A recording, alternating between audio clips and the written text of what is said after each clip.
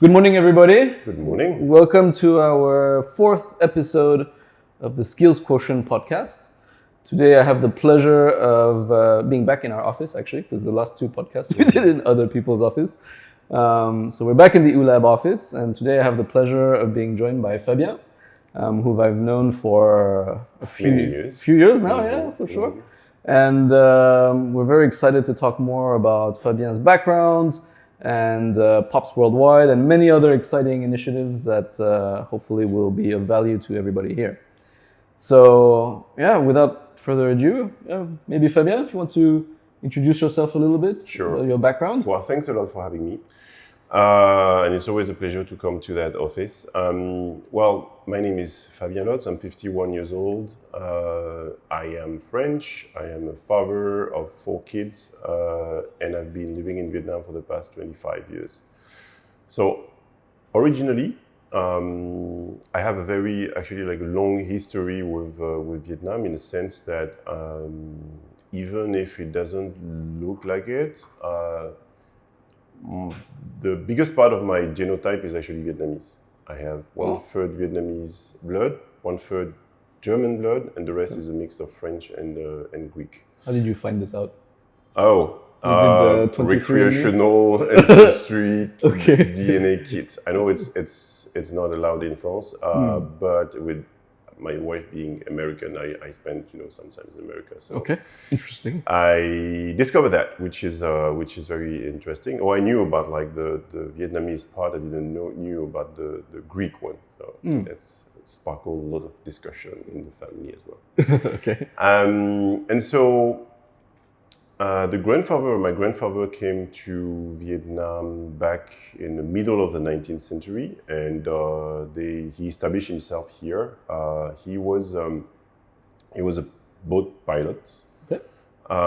And he was taking boats from Haiphong to Cat Ba Island, through the Halong Bay, actually. Okay. And so he married a Vietnamese woman. His son married a Vietnamese woman, and so on and so forth. So the family technically stayed French, but they've been mixed with Vietnamese for more than 3 generations. Wow. And so when came the time when Vietnam kick out the French colonialists, then they were given the choice to actually move to France, and that's what happened. But for them, it was a completely new environment because they'd never been there. And they ended up in Marseille, where my family is still still live. And on my father's side is the German is actually coming from Strasbourg and the Alsace border. So that's where there was a mix between French and German people over there.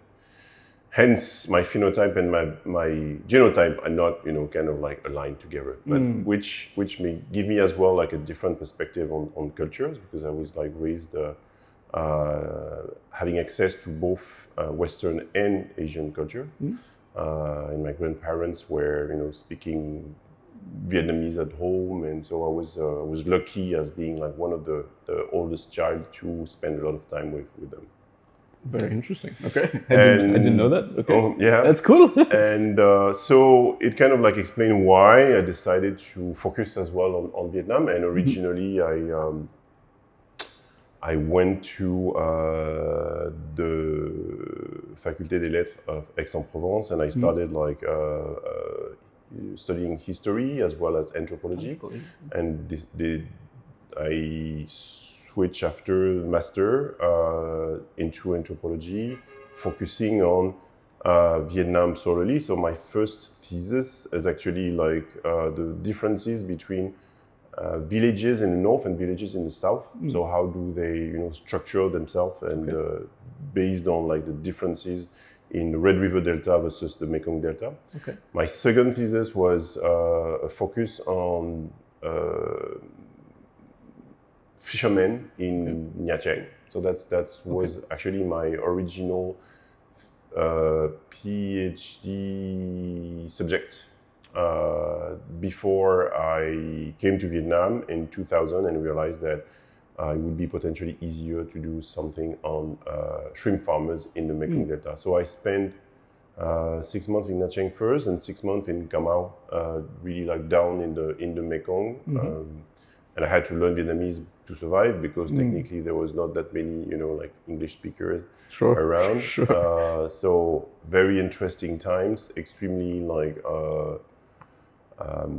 good for me to as well understand some of the dynamics of the Vietnamese culture and to learn the language. Then I was fortunate enough to get a grant from the French government and move to Ho Chi Minh City to be able to study at Đại học Xã hội Nhân văn, so the University of Social Sciences and Humanities for 2 years, while doing the PhD.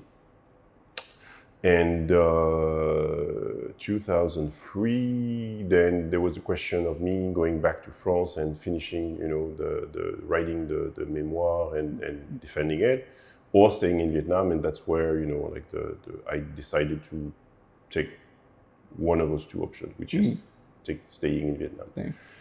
And very quickly, so since I was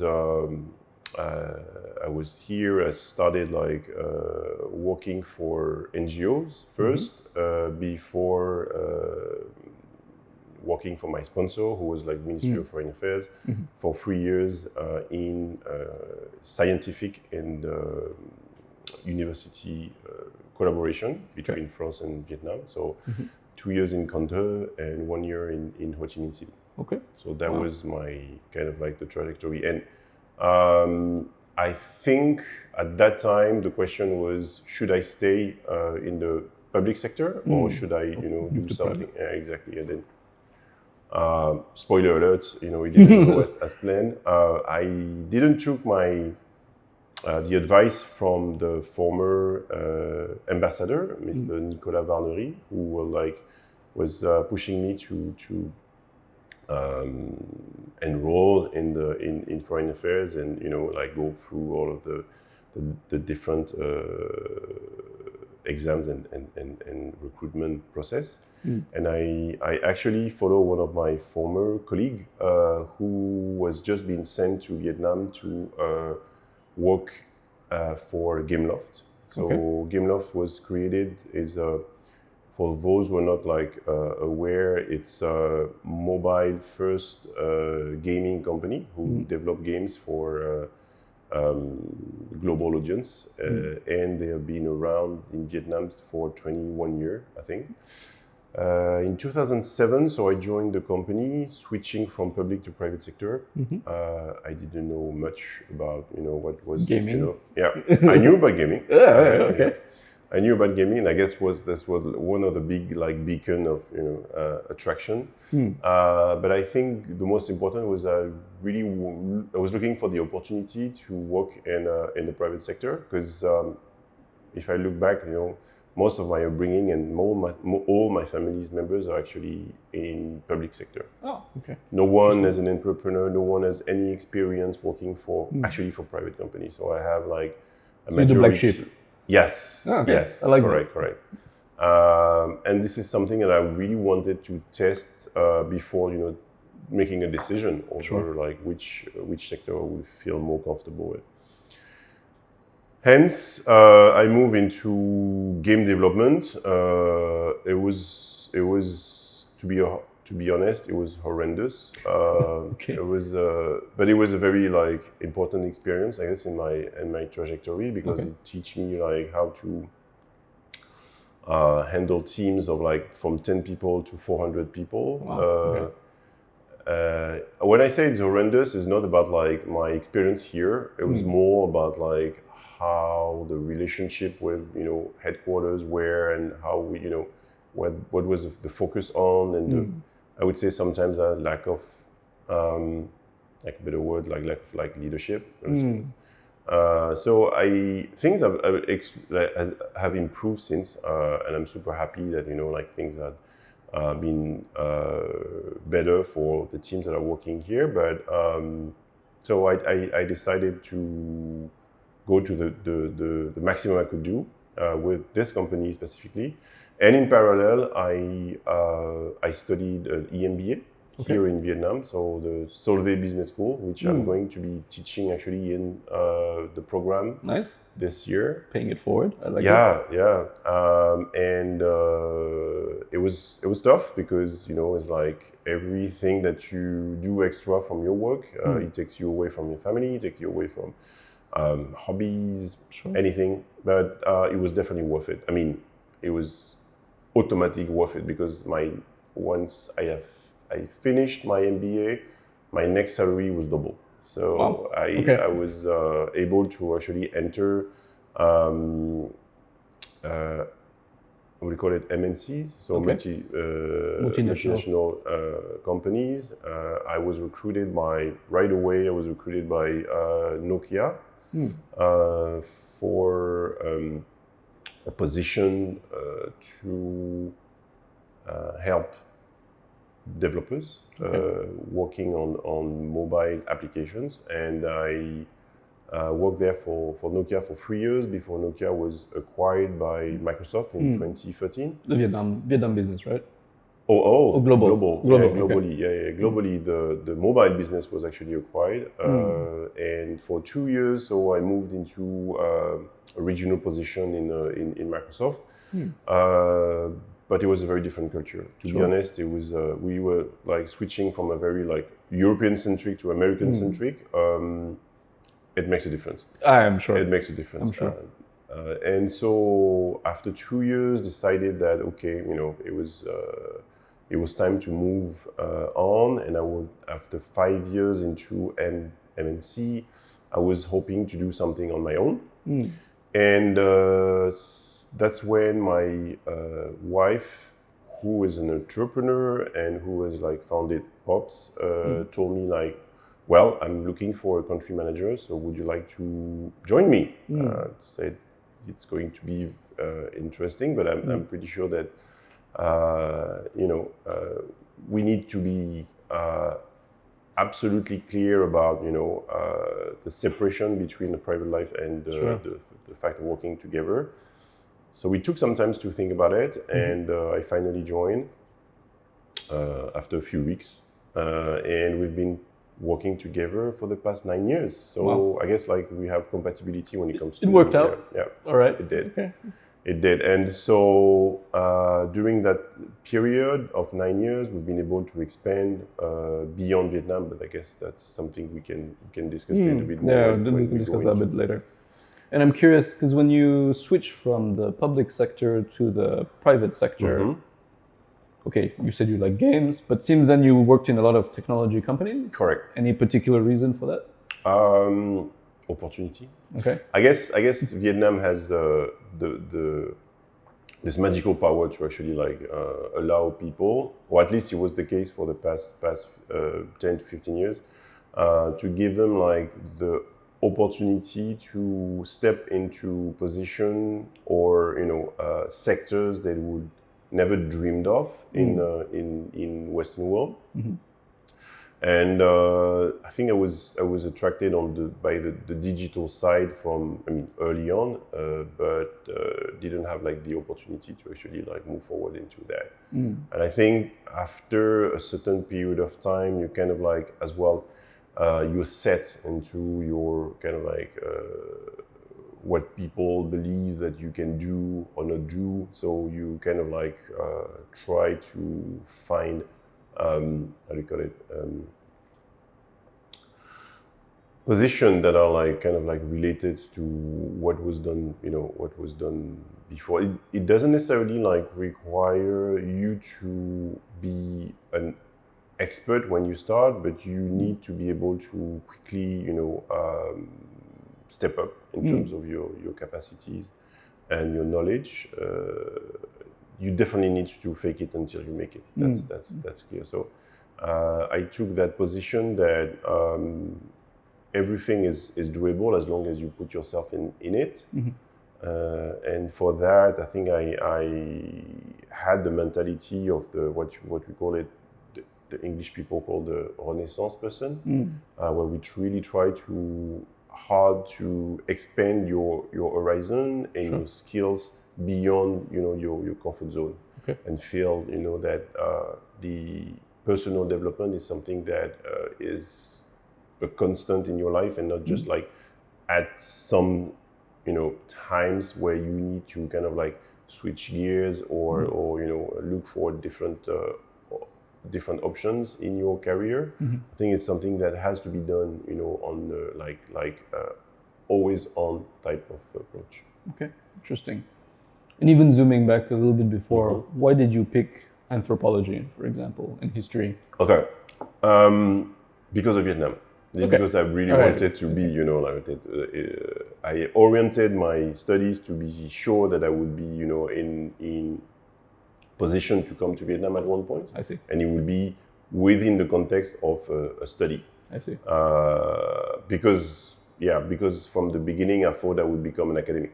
And then I realized that it was definitely not made for me. I was not like... You're still going to lecture later now. Yes, but happening. It's more like it's both empirical and theoretical, in the sense that why the school chose me is because of my experience as well, right? So not necessarily about like articles that I've wrote in the past. And I think like the MBA allow people to be, have like practical, experience sharing from leaders. So I guess it's where I could, provide like some added value. Okay, interesting. And then at what point were you, because you mentioned, your wife was saying, hey, I'm looking for a country manager. How long had Esther been running POPS before that conversation came up? Good segue.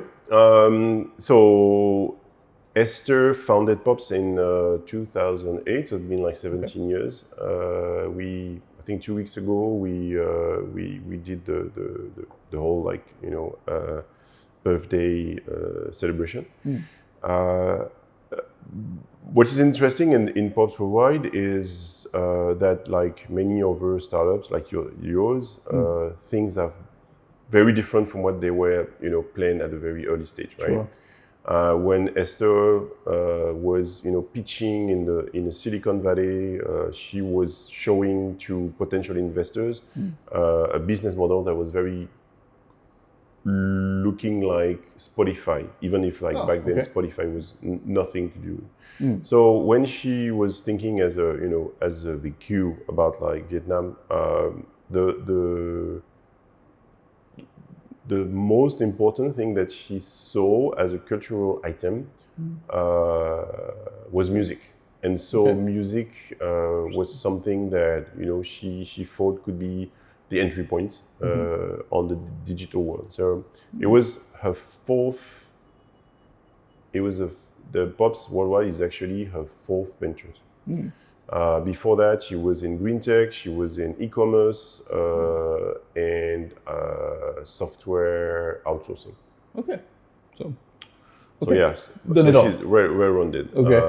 And then when she started in Vietnam, she started by signing up artists for their digital rights, which was like something that nobody heard of before.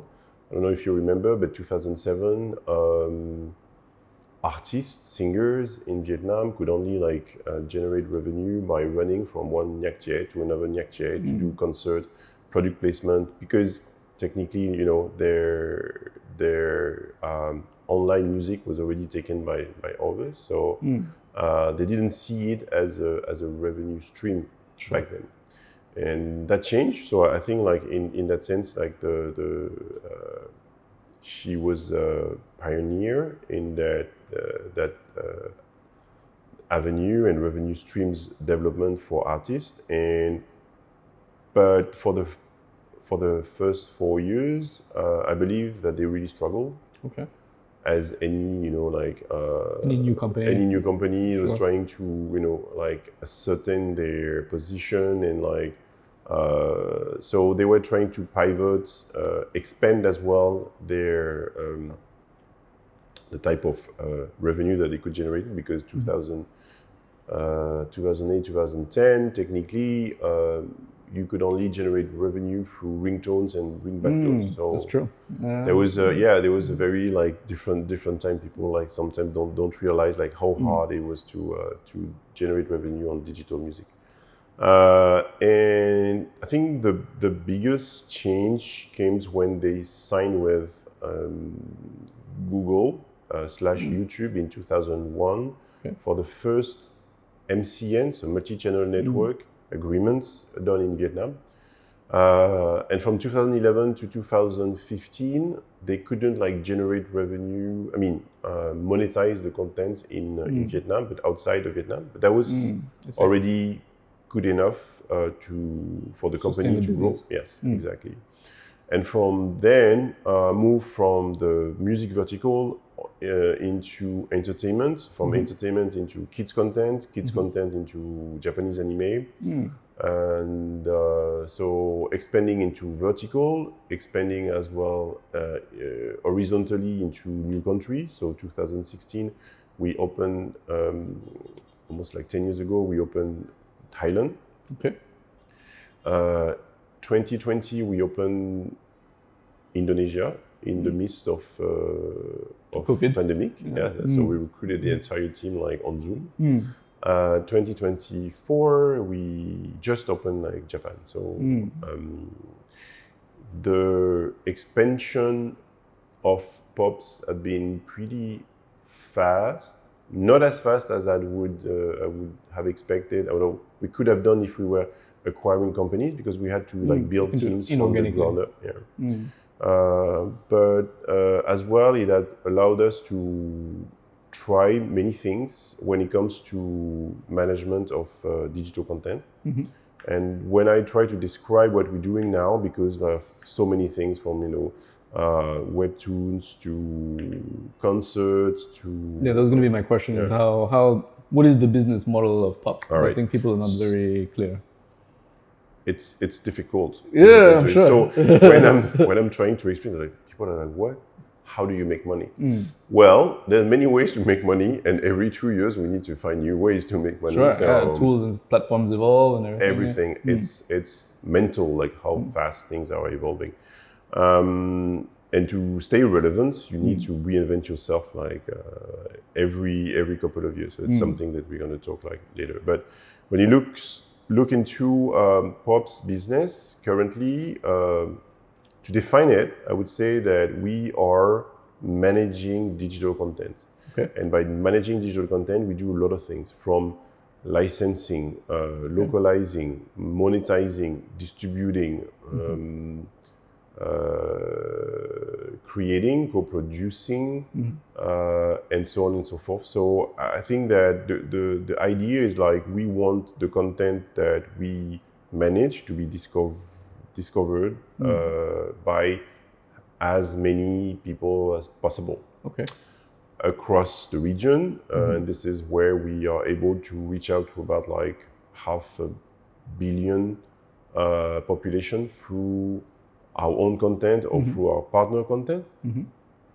And when you look at purely POPS channels on YouTube, for example, and other platforms, we reach about like 60 million monthly unique viewers. Yeah. Wow. That's rich.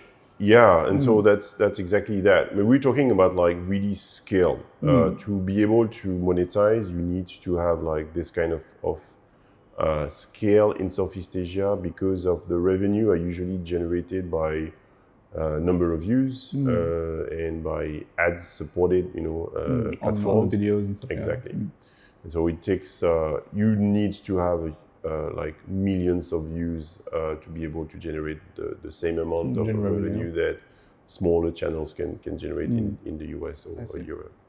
And so what you're saying is, for example, YouTube basically will pay you, or advertisers through the content will pay you guys as well. So that's correct. So what happened is like, and I think it's pretty unique in the context of those platforms, is that MCN or multi-channel networks are appointed by Google to manage hundreds of content creator technique, right?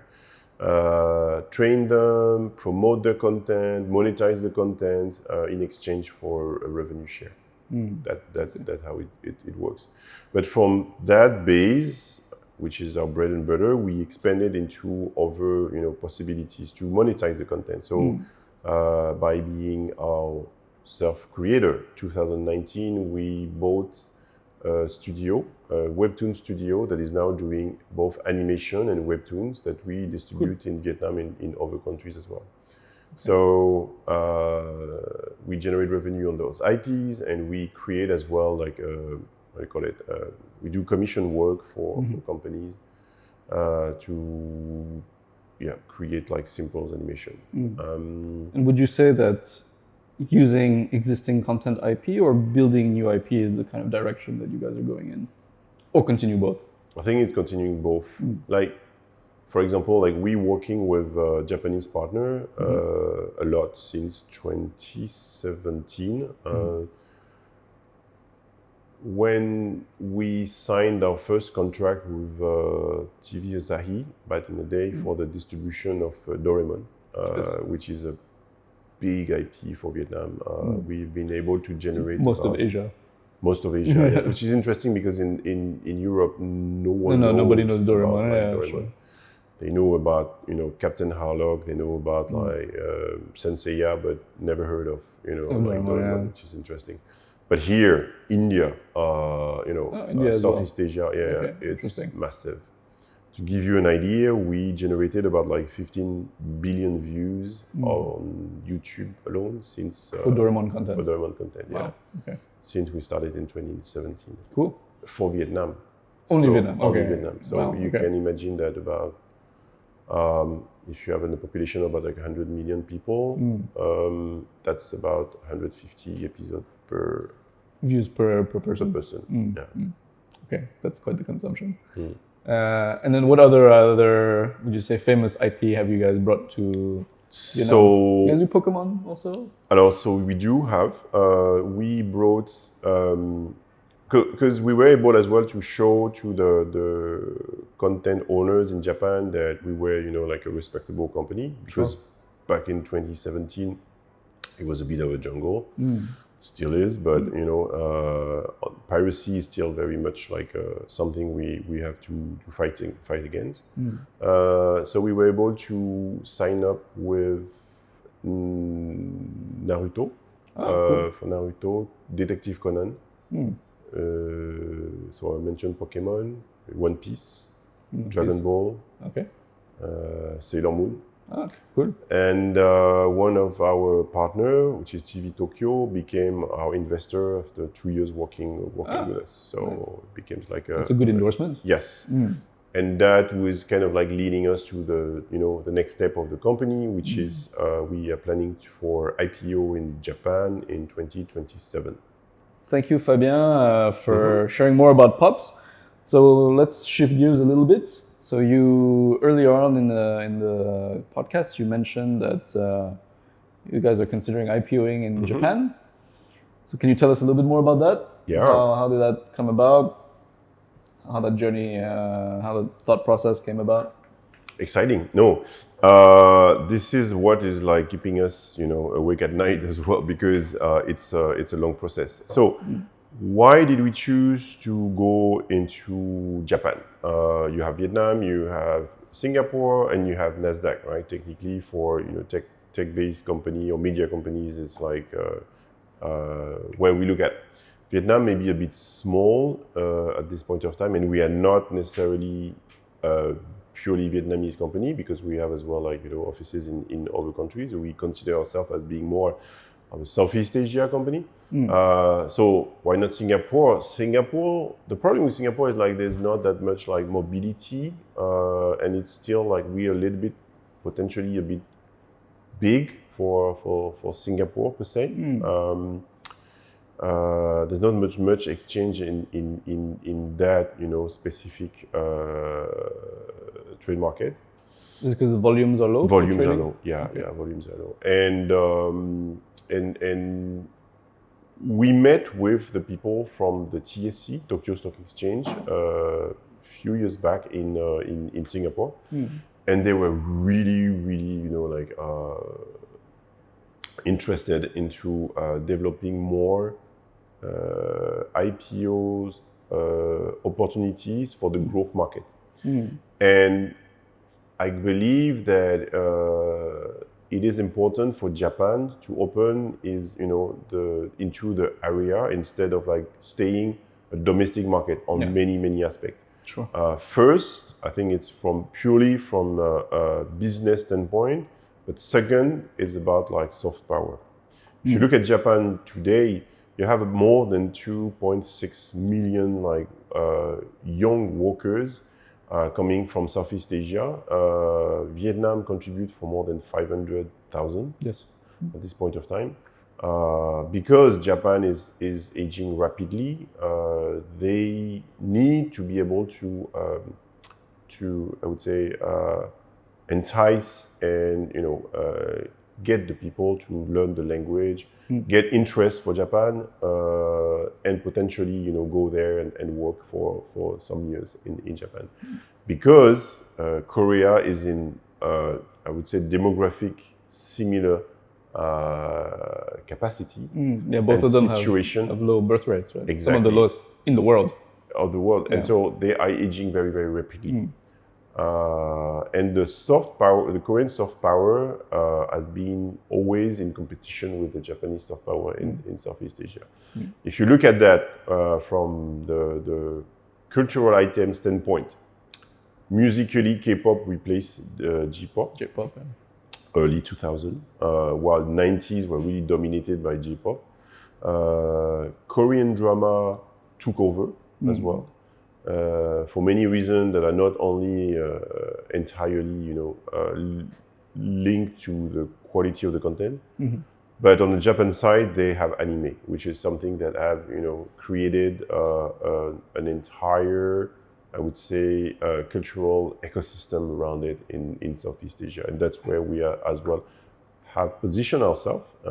In a way, we are contributing to Japanese soft power, and that's how we position ourselves towards the Japanese investors. Yeah, because essentially they want to continue promoting their culture. That's what the Koreans did quite aggressively the last with support from the government. And I think because of the domestic market, for a long time, Japan has like took it for granted that it would always be enough with the domestic market, and they just need to expand a little bit outside of the country without like making this a big move. But if you look at like revenue generated by K-pop, 20% only comes from Korea. 80% is outside of the country. Interesting. And you were talking earlier about the way that you pick IP. So you mentioned that you are responsible for choosing the IP. Yes.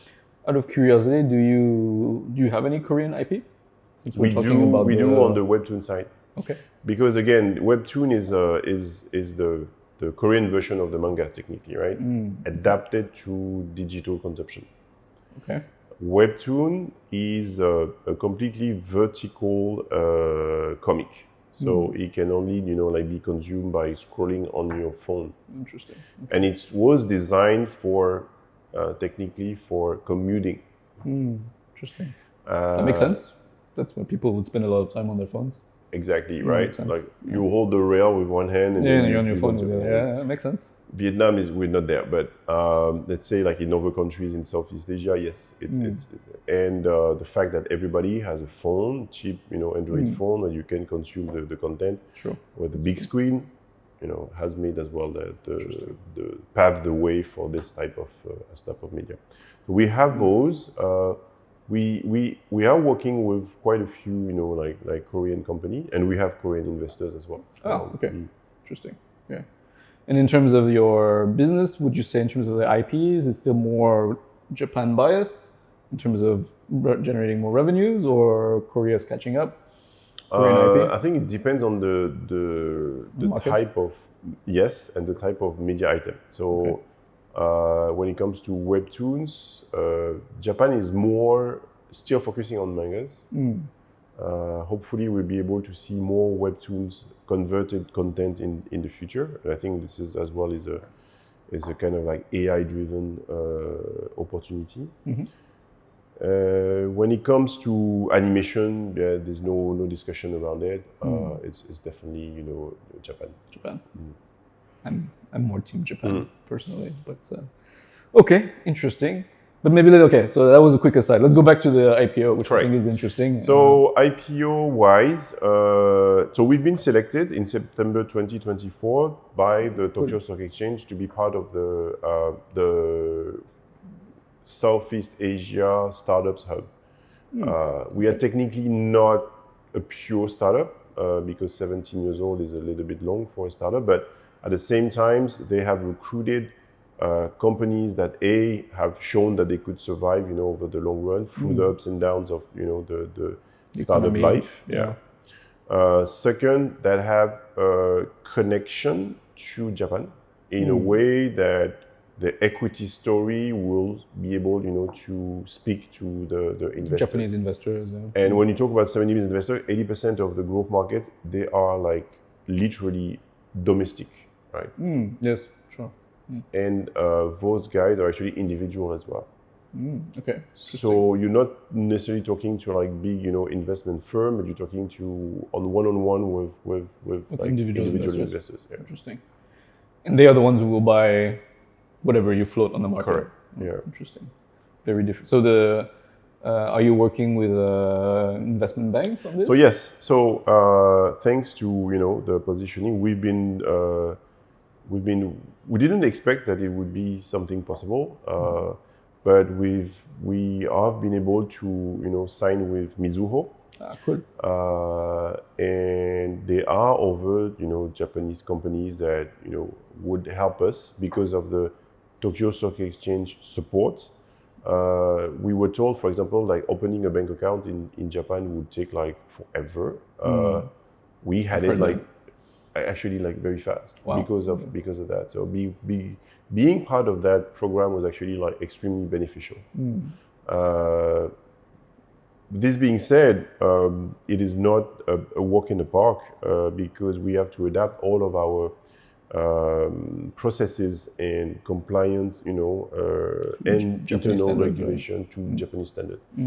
We're gonna be audited for 2 years, and even finding auditors in Japan that speak English, a bit of English, right, and have some exposure to Southeast Asia was very difficult because there are not a lot of them, and there's a lot of demands, and so that's why we were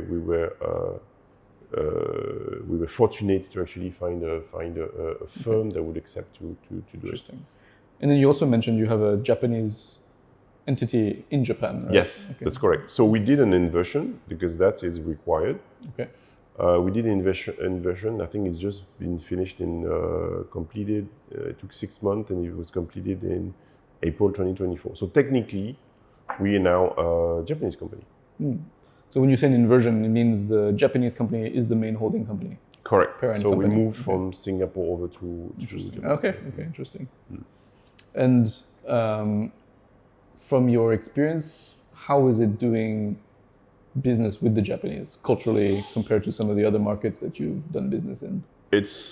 It took me years to understand, and I was lucky enough to have people who would explain it to me, in ways I can understand. Sure. It is extremely complicated, takes a lot of time and effort to understand all the intricacies of the business. But if you have to lay down a few rules, is that it's important that they will kind of test you for a certain period of time before they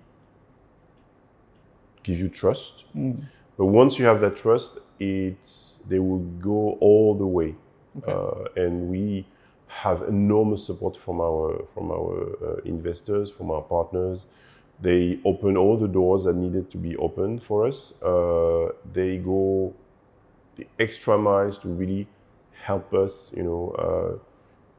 navigate around Japan, introduce the right people to us. So we are very grateful to how much the effort they have been doing to help there. If you go on your own, it is not going to work because everything is done by co-optation, right? So once a company has done their due diligence with you, then you can the Japanese company would expect that it's safe to go there, right? Interesting. I mean, it's a little bit, so we are also expanding in the Middle East, and we are hearing quite similar things in the sense of like, it's 90% about building trust and rapport, Yes. and 10% about business later. Correct. And this is very true. I think for Japan, they are not looking for the short term, like mid to long term, and you have to be extremely transparent to be able for them to establish the trust that is needed for the collaboration and for partnerships to work. And in the Japan office, did you bring Vietnamese staff who learn Japanese, or do you have and also this Japanese something that staff? I consider for the future, but like currently our staff in Japan is like 2 people.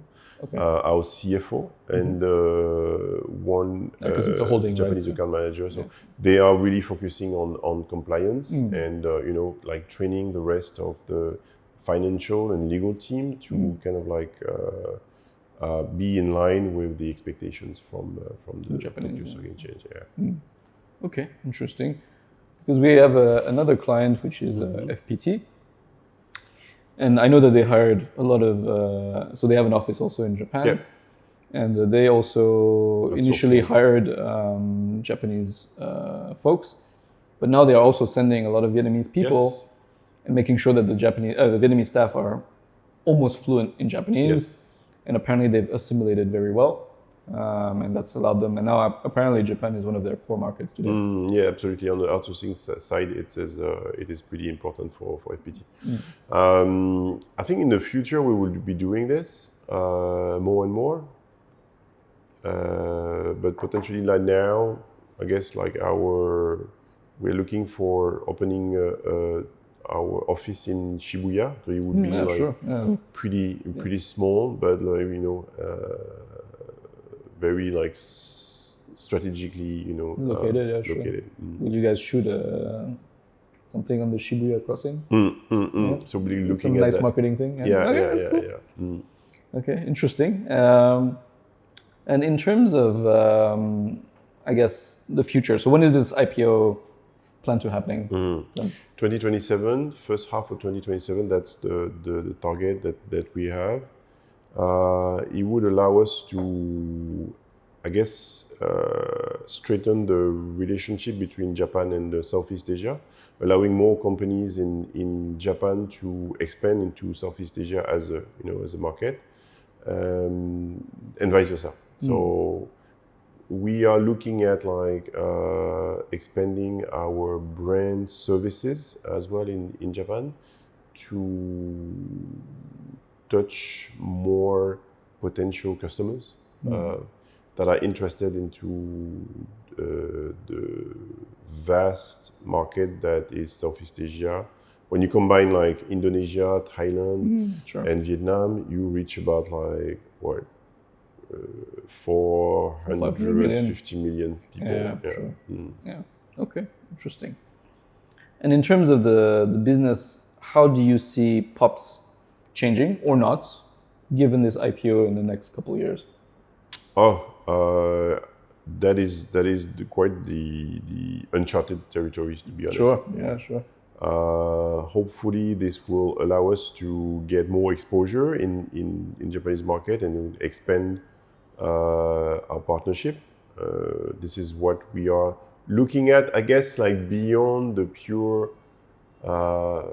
I would say like financial, help it would provide. I think it's for us as well the proof that we are, an agent between Japan and Southeast Asia, just like any mine is, for example, which is like one of our biggest competitors at this point of time. But we would like to make it like more content oriented in that sense, not just like purely like marketing. Okay, interesting. And do you have any advice for folks who are maybe their company maybe is 10, 20 years old, still growing? Do you have any advice for them in terms of how you guys were thinking about IPO versus M&A or other alternative routes?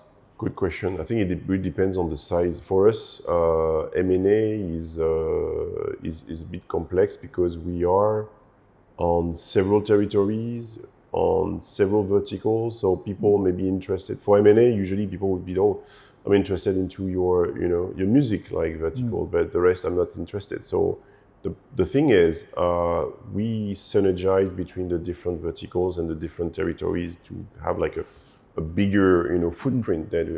So if you take out just the music business, well, the value may be not as big as you take the entire, if you take the whole pie. Company. So that's why we are like kind of, reluctant to actually entertain those kind of ideas. And so the road for the IPO is potentially the not the easiest, to be honest, but probably the one that is making the most sense. Strategic makes the most sense. Correct. Okay. Interesting. All right. So let's shift gears a little bit from the IPO. Let's talk a little bit more about POPS itself internally, and how are you guys tackling the subject of AI, for example? I'm sure you've talked about it a lot. I'm sure it's a contentious subject. I know a lot of folks in media and entertainment are maybe not worried, but there are things that they are thinking about. So maybe if you can take us through your thought process. Okay. Thought process is one of the things that is keeping us at night is like, how fast can we go into this transition? While at the same time we are, a digital content company. How do we make sure that we protect, the IPs and the IPs of our partners towards, appropriation and reuse, beyond the fair use of AI at this point of time. But me as a COO, it's kind of like putting me in a situation of urgency to transform the entire company ways of processes. Now it's not about like only saying like, oh, you got like AI to do your job, or you get AI to do this. It's about like having everybody at any level to be able to actually like use AI to increase the productivity and the capacities that they have. If we do not that, like very quickly, and this is not only about our company, because we are in digital content. In every company, it is actually like a existential threat. So I'm not sure I want to break to scare people, but to be honest, the more like I dig into it, the more it is for me clear that if we don't change, I don't say that overnight, but in the coming like 1 year, 18 to 24 months, a lot of businesses are going to be left on the side of the road. It is incredibly transformative as an experience, and as like a company transition that I consider just focusing on that for the next 6 months myself. Interesting. And my time, just 100% on the AI transformation of the company. So you think, if I can kind of summarize what you're saying, is the way we do business now is about to change. The way that processes and operations are run is about to change. And that basically you are going to lock yourself up for 6 months to really figure out how to make this work. It is. Okay. And I'm going to make sure that, the company is trained, and I'm going to do like the training myself if it's necessary. Make sure that everybody has integrated this into their daily activities, because I'm seeing like too many people still considering this. It is a cute things to do, to just like generate it, like videos for TikTok or whatever. No, this is way deeper than it is. But this at the same time, we cannot necessarily like we have to embrace it. But from a content owner perspective, we have to frame it, because we cannot let the content itself to be used by third parties for anything. So I really appreciate, for example, like we've been contacted by Amazon to kind of like acquire rights on certain of the content to train the AI. So it's At least they're coming to you to ask you. Exactly. Better than the opposite.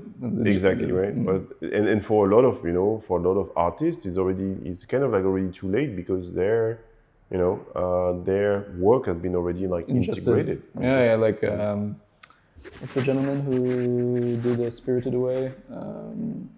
The Ghibli Studio. Ghibli Studio, like with ChatGPT copying all their style and all of that. It's crazy. I mean, like this is like we talk about like decades of work, being like absorbed and just and it's good that everybody can potentially like have a go at the AI, but not at the expense of the artist. Exactly. Yeah. Okay, interesting. And then in terms of within POPS itself, because you want them to really learn how to use AI. Can you give me some examples of how you think you guys can use AI internally? It's endless, from LLM over to the capacity to compare documents, prepare briefs, understand the needs of companies that we are pitching, to like the manual works, because currently we in emerging markets, we tend to have the ideas like every task that needs to be done, we just need to throw bodies at it. And just the sheer number of the people that you're gonna have are going to make the difference. No, it's not the case anymore, unfortunately. It's about the quality of the people that we're gonna be able to recruit, train, and maintain. I would say like into a constant learning process, and the capacity to use all of those tools. I would say that it's going to actually like it's going to draw a line in the sand between the people who are able to use the tools to get the prompt right, to maximize the output from their work, and the rest of the people. And that is actually like scary if you look at it, because we are not sure that we are able to embark everybody on this process, right? Yes. So I think that like from my standpoint, it is crucial for all the companies to move from it's actually interesting to look at that and do like use it as a Google search, then really integrated this into every single aspect of the daily work and routine of the people, from executive level over to C level. And at POPS today, so on the topic of because you mentioned that not everybody is going to be able to use AI successfully. Today, how many staff does POPS employ? So we have 128 people in Vietnam, about 60 in Thailand, and roughly 60 in Indonesia. Okay. The Japan team is planned to get around like 10 people by the end of this year. So a bit under 300 total. Correct. Okay, interesting. And you are saying that you think that not all of these 300 folks are going to be able to use AI successfully. This is not what I'm saying. Okay. What I'm saying is like, if I do my job right, then everybody will be able to do it. Okay. So you flip it. Okay. So you're saying it's your job to make sure that they go. That's my responsibility. Okay. Yes. 100 out of 100. Yeah. Okay. And of course, if people don't want it, then there's nothing I can do in that sense, right? Yeah, sure. But the way that we recruit people, and the kind of like values that we focus around, which is about like learning and accomplishing things together, I expect that everybody would be on this journey with me. Okay, Fabien, so thank you for sharing more about that.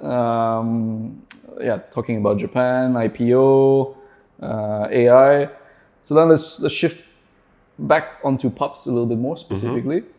So you mentioned that in this new age of AI, you want to have a 100% success rate for making your team adopt AI. So can you tell me a little bit more about the POPS kind of internal culture? How do you guys approach training, specifically, for example, for new technology? How do you guys make the magic? Okay. I mean, the magic is an ongoing process. Sure, it's not sure. like something that just like say, you put the prompt and then it appears, Sure. right? It's only in AI. So our 4 core value are love, labor, and learn. And so this is What is the first one? I'm sorry. Love, Okay. laugh, To laugh. laugh. Ah, Yeah, okay, sorry. Excuse my French. Labor, Love, laugh, labor. and learn. Okay. So 4 L's. 4 L's. Okay, Yeah, I like it. yeah. And so we have like, as any company, like kind of like ongoing like training programs for, sales, for developers and so on and so forth. But now I think it's like we have to notch it a little bit, faster. And technically, well, AI is like is a snake that can kind of like eat its own tail, right? So you can actually ask it to help you train yourself. So Sure. I think And we are training it too. and we are training it to train you. So it goes on like 2 ways. So it's changing as well the way that we are looking at purely training. Up to now, we've been leveraging the competencies of all of our, employees.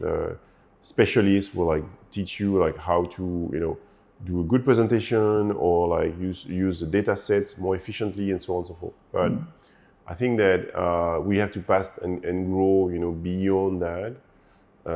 And currently, I'm looking at like how a program for AI training, when you get like all your employees, together and designed for each department and equip them with the relevant tools is going to happen. So we have been like technically putting this responsibility on the IT guys at this point of time. Interesting. Okay. But this is just for kind of like looking at selecting what tools and what, for what end. But I think we have to be more holistic. But for that, I am not sure I can find the right competencies in-house. So maybe I can, kind of like turn the question over to you, and it's like in, OOLAB current, training like programs and services. How do you, I would say like, how do you take AI as, as a subject, and what kind of, options are you providing to your customer when it comes to that type of training? And technically, it's not only a training. This is like a mindset switch, right? So I think it depends. So we always usually almost never start with the actual tools or training itself. We almost always start with what is the goal that this organization is trying to achieve, right? So it really depends on the industry. So for example, for us, when we've worked with certain large companies in Europe, the first thing that they think about typically is going to be how do we maximize our top line. So for them, for example, they are looking at how can they improve the efficiency of their sales team. I'm just using a very specific example. So here we have to analyze, okay, what are the blockers? And there are companies, for example, there is a French company, I will not name it, that does about $10 billion in revenue annually. And up until today, they've never had a training platform or training system. And they have 450,000 employees. How do they rely on like the... It's a mess. But the point is, now they're kind of waking up. I don't know why they're waking up now, but they are. And they're saying, okay, first we need to start with our sales team. So in every country, so they're in 60 countries, each country they have about 3,000 salespeople. And they're like, okay, crap, we do not have enough time to train all 3,000 salespeople the traditional way. There's just no way that one sales manager is going to do role plays with every single salesperson to make sure they're ready. So to give you an example of how we help solve this problem, right now we are building our own, let's call it AI roleplay and coach. So to give you an example, we will now enable these large enterprise companies to have their sales team. There are 2 levels of, let's say, competency testing. The first one is they will learn scripts and practice these scripts in a very safe environment. And then the AI will give them feedback and coaching on how to improve that. Interesting. Because you don't want to give a lead to a salesperson if you're not sure that they're going to be able to do a good job with that lead. Correct. You waste marketing money, etc., time and money. Yeah. So the AI will help to evaluate them and provide role play. And then the AI will then also be able to then do like a real simulation with a real buyer. And you can consider that kind of like a almost final exam. But the AI now is meant to be very realistic. So each AI scenario and situation is very tailored to the typical scenarios that salesperson would encounter. Yep.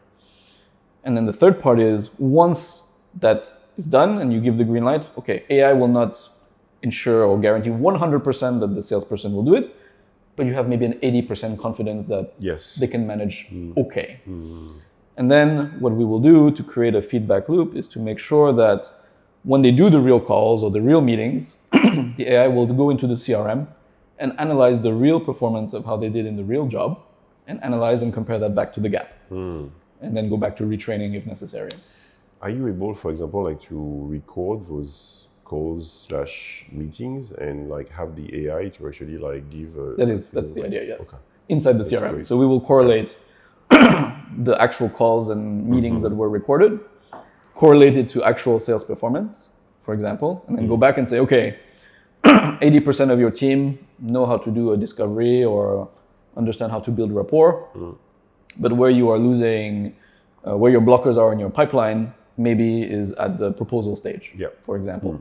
Therefore now, team needs to focus a lot more on training, presentation skills and proposal skills. So that's an example of how it's not really mindset training as much as it is still using existing processes and the way that they do business, but just injecting that nice layer of AI that complements the flow of work. Because we don't want to change behaviors too much from the way that they do what they do, but we want to augment them in a similar way as a co-pilot or as a called mech salespeople technically, to help them do their jobs better. And so our approach is not to try to brainwash people, so to speak. We look more at existing processes. So even within POPS, we would look like, okay, how does marketing do what they do? How does this team do what they do?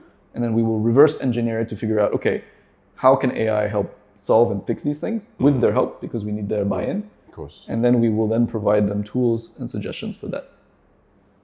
So that's a bit of our approach. Sounds great. Yeah, no, it's definitely, I mean, the concept of like gaming/role-playing is extremely, valuable when it comes to like transmission of information and testing into safe environment without too much at stake. So correct. I think it's something that could be expanded, but to do it at scale, definitely AI can provide it like an infinite number of scenarios. Right? Correct.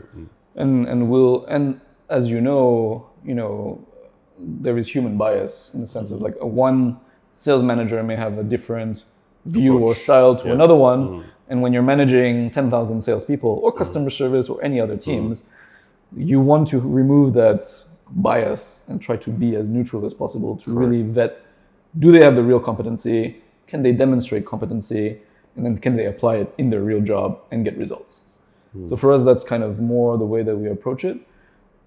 Doing training in terms of AI, I think we can explain the why.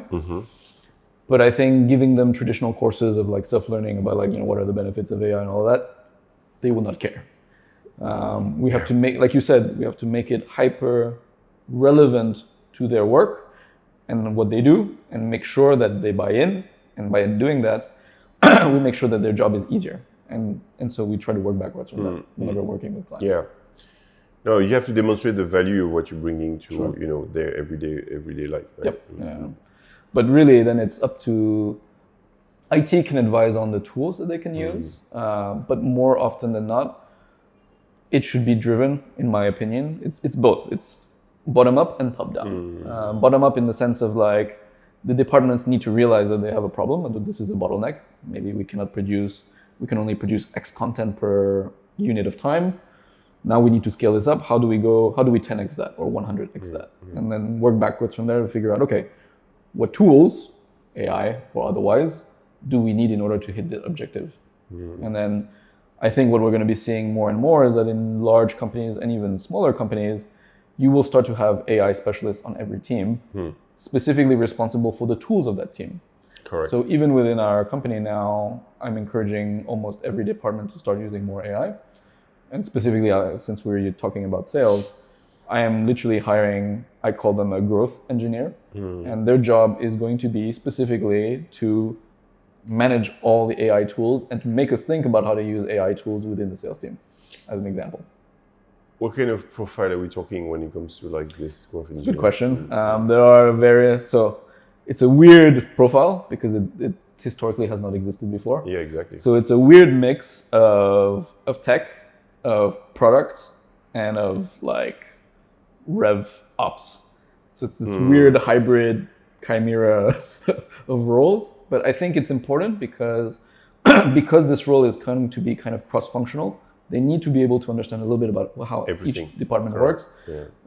So they don't need to be like a very seasoned engineer, but they need to know enough about like how do I connect these different tools to make them work together, and understand enough about internal operations to suggest like, hey, maybe on our website we can put an agent to do whatever, send a customized demo or email or whatever. Or on the marketing side, it's okay, let's create customized landing pages for every client so that they're a little bit different and they suit the ICP of that client. So I think that's kind of what we're trending towards too. And I see a lot of organizations are also hiring, chief AI officers and whatnot. So I think that's going to be more and more common. But even this chief AI officer, I think is not going to be enough. It has to really be able to, in the trenches, organically. People have to go, oh, okay, I can do this. I can go play golf, and this AI is going to go do this for me, and I can still get my work done. So I think, like you said, I think there's going to be a fundamental shift in how people work and how people think about work. And it is both, I think, exciting and also quite frightening. It is. But yeah, no, we have to focus on the exciting part of it. Right? And mitigate for the downside. That's our job, right? Yeah, for sure. Okay. Yeah, I mean, with that, I think we've gone around. Is there anything else you want to? No. I think we're good. But yes, I mean, like I think we moved around like different, the way that us as individual and organization have to, adapt to new environment, new context, and I think it's interesting to show that individual trajectory sometimes as well, like kind of like merge pretty seamlessly with companies and bigger organization type of trajectories as well. Sure. So maybe give us top 3 highlights. What in terms, yeah, sorry. What do you hope, or what do you want folks to take away from today, and or lessons learned, or things that you think are particularly salient for them to remember? How to get you're trying to prompt on me, like what what is going to be like the 3 main highlights in less than 150 words, please. Yes. Fabien, can you summarize in a very like nice kind of mature voice? I think every enterprise we're going through has to allow us to continuously adapt to new change in the environment. I know it sounds a little bit, how to call it, a kind of Captain Obvious type of saying, but I'm afraid that it's something that we cannot ignore. And when I look at my kids, I want them to be equipped with the capacity to actually adapt. As you know, certainties about the future are going to be slimmer by the day. Sure. We definitely have to be able to use every single skill that we learn in our, like everyday, of course, like business and interaction with people. The second thing that I believe is that nobody makes it by themselves.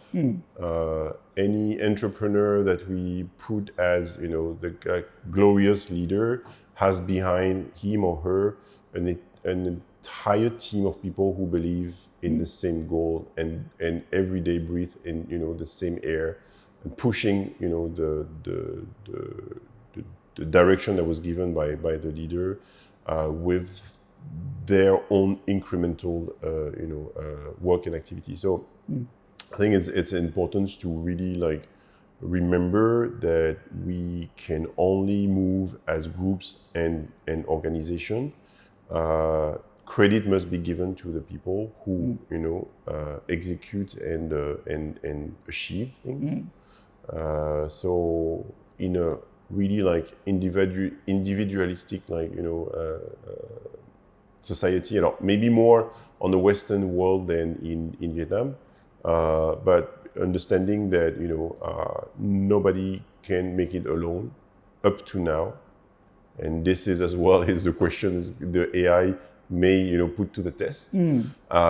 If I'm alone and I can duplicate myself with agents, am I able to succeed on my own without any contribution from others?